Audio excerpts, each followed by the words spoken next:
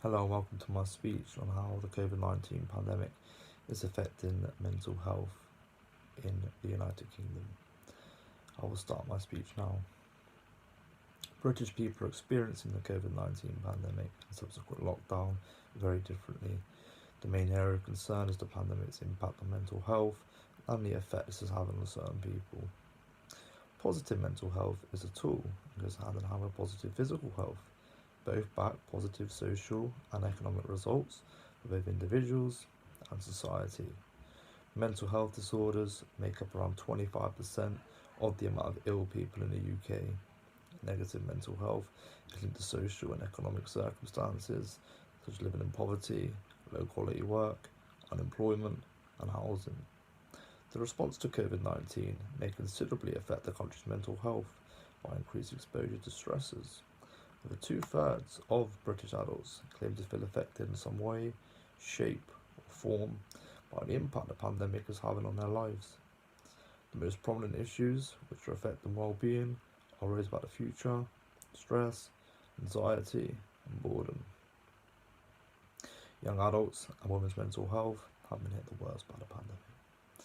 Anxiety and depression levels fell at the beginning of June as lockdown measures were uplifted, which stayed higher than the youth of the country, those with lower household income, people with diagnosed mental illness, those living with children, and those who live in urban areas.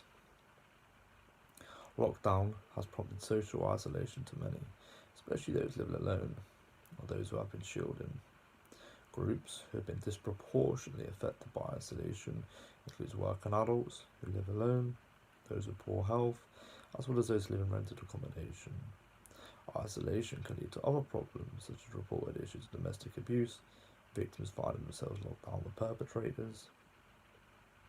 An MP report discovered that 16 people, 14 of those women, and the other 2 children, were killed during the first 3 weeks of lockdown, with calls to the National Helpline Refugee up by 49%. This is an unintentional impact of lockdown, which desperately needs further research to look after those at risk. The economic effect of lockdown has affected people in different ways, impacting mental health. A report from the Mental Health Foundation claims that 1 in 3 full-time workers worried about losing their jobs. The impact of mental health on people out of work were varied and serious. 1 in 4 admitted to not coping well with the stress of lockdown, with around 50% concerned about not being able to afford everyday necessities. 20% had experienced suicidal thoughts. Trying to afford accommodation can have an effect on people's mental health. People who rent have struggled to cope more financially than homeowners during lockdown. The Royal College of Psychiatrists informs us that half of psychiatrists have seen a rise in desperate and emergency cases during lockdown, with worries that people are keeping their distance until they reach breaking point, which leads to multiple undiagnosed mental illnesses post-pandemic.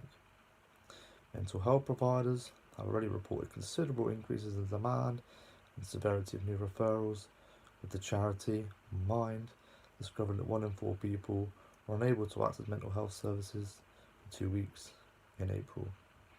Positive mental health is a key national asset in its own right. Inferior mental health is strongly linked to inferior physical health, meaning the pandemic's impact on mental health can prompt a longer-term disintegration of people's physical health, further restricting their ability to lead fulfilling lives. The contrasting impacts of the pandemic could prompt a widening of current health differences, also affecting people who have never before suffered from poor mental health. Failing to consider and invest in mental health during lockdown risks accumulating a considerable amount of future mental and physical health issues, both at great human and economic cost. Looking after your frame of mind and body is crucial when remaining at home during lockdown. You can, of course, worry about your finances, your health, as well as your loved ones. You may feel bored, frustrated, or lonely. You must remember that it is normal to feel like this, and that everybody handles the situation in their own way. Always bear in mind that for the vast majority, these feelings will come and go.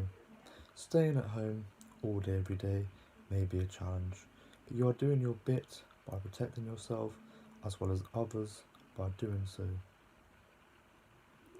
Here is a list of a few things you are able to do to stay on top of your mental well-being, as well as helping you to cope with staying at home 24/7. Do not hesitate to receive additional help if you deem it necessary. The list is as follows. Check your employment and benefit rights, plan practical things, stay in touch with others, discuss your worries, take care of your body, beat difficult feelings, try and distance yourself from the news, keep on doing things you enjoy, put time aside to relax, and more than anything, get a good night's sleep. Thank you very much for listening.